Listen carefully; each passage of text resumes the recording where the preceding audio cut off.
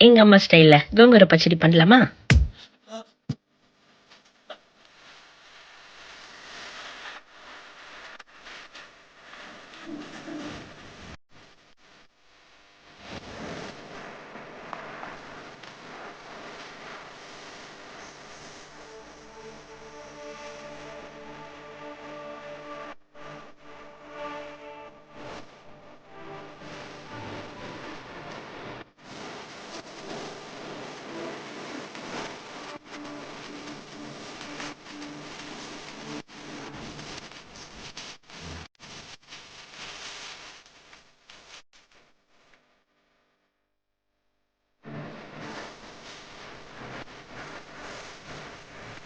இந்த கோங்குர பச்சடிய 1 மந்த் வரைக்கும் ஸ்டோர் பண்ணி வைக்கலாம். மார்னிங் பழைய சாதம், ஆஃப்டர்நூன் சுட சுட ரைஸோட கோங்குர பச்சடி தொட்டு கருவாடு வறுத்து சாப்பிட்டா ஆஹா!